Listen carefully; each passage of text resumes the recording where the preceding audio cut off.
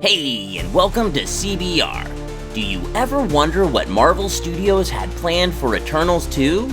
Although the credits of Eternals say, Eternals will return, the sequel has been scrapped. Today, let's dive into a plot theory of what that film could have looked like. And I will return for judgment. The story begins in a dark corner of the cosmos, lit by the fiery red eyes of Arishem. He holds Cersei, Phastos, and Kingo captive. They flow suspended in a glowing field of energy as he asks them questions about humanity to deliberate their fate. Even Arishem knows that his grand design isn't perfect, and he's willing to listen to what the rogue Eternals have to say. The Celestial is also incredibly proud, so he's inclined to keep things as they are for now, and he's also very angry with Cersei's defiance in particular.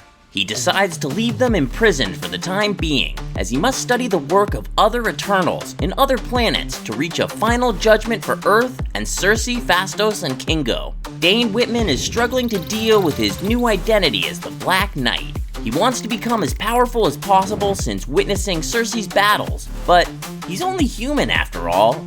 It's a long process becoming used to the Black Knight curse. The good news is that he has the help of Blade, yet the vampire hunter anti-hero is nowhere to be found at the moment. After finding Dane in the post-credit scene of Eternals, Blade has helped Dane to develop his skills as a fighter. Blade explained his own background as part vampire, part hunter, and he's also explained how it's his responsibility to keep the Black Knight suit's bloodlust in check. He has both battled and worked alongside previous Black Knights of the Whitman family for centuries. After Blade trained Dane for months, he had to leave London for a while. Since then, Dane has been impatiently waiting for his cue to use his newfound superpowers. I have to try. Star Fox, whose real name is Eros, arrives on Earth with his sidekick Pip, their ship landing unceremoniously in Dane's backyard. Over drinks in Dane's kitchen, Eros is concerned that Arishem will not only wrongfully judge the Earth and other planets, but that he is leaning towards condemning Cersei and the other imprisoned Eternals to a death sentence for defying him. Dane is extremely excited that he'll have a chance to rescue Cersei now, but he's not ready. The Ebony Blade's curse weighs heavily on him, threatening to overtake his mind. Feeling the weapon's strong resonance, Blade's presence introduces a new dynamic as his calm pragmatism contrasts with Dane's emotional turmoil. Together, they forge a powerful and balanced duo. Blade agrees to join Black Knight and Star Fox on a mission to free the imprisoned Eternals. Thena, Macarai, and Druig are there, and they comment on how much they wish Sprite could be there too. But she's now fully human, and she would be a liability on such a mission.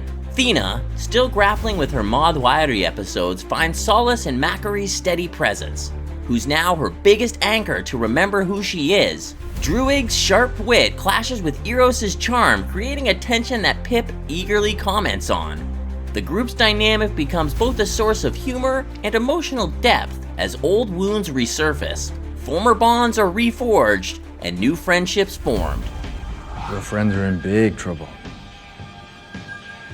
And we know where to find them. As the group of heroes approaches the prison's location within Arishem's realm, they gather to discuss their plan on how they'll free their friends and save Earth. On one hand, they have a plan to distract Arishem and destroy his prison if everything else fails. On the other hand, they fear they are not strong enough to fight a Celestial and want to try to dialogue first. But they need some extra help convincing Arishem that Earth is worth saving. They decide to find other Celestials and convince them first, as others are not so attached to having created this grand design in the first place, like Arishem the Judge is. Star Fox identifies 3 possible allies: Nazar the Calculator, Jemiah the Analyzer, and Hargan the Measurer.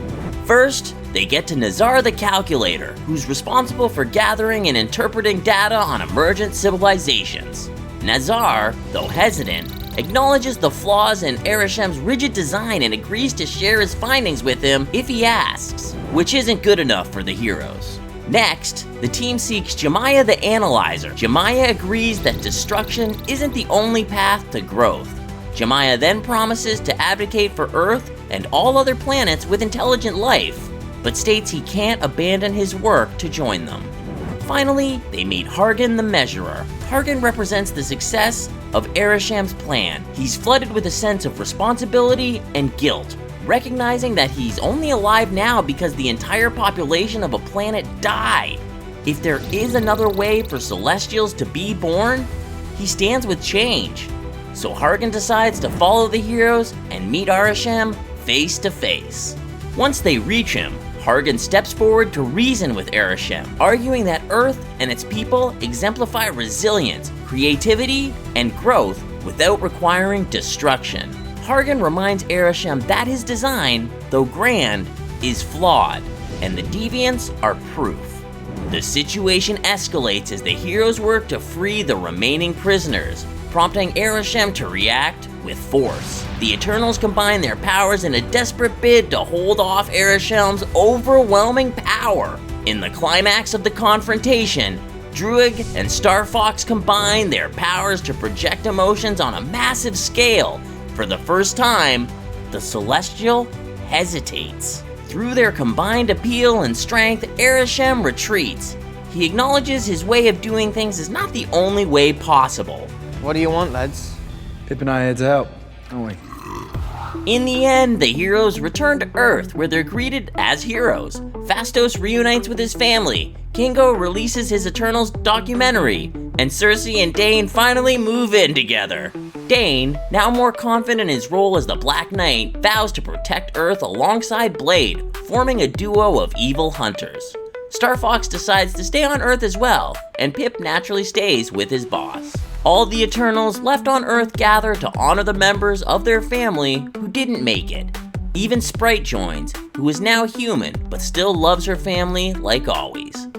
They raise a statue in honor of Ajak, and they all become international celebrities following the huge success of Kingo's documentary. A post-credit scene teases a mysterious figure observing the group from the shadows. The figure steps forward, revealing themselves as another Celestial ready to challenge Arishem's decision. Another post-credit scene shows a meeting of world leaders discussing the Eternals like they're a threat, comparing them to how the Avengers became too powerful for their taste. Do you think that could have been a good continuation for Eternals? Let us know your ideas for an Eternals sequel in the comments below. Until next time, thanks for watching CBR.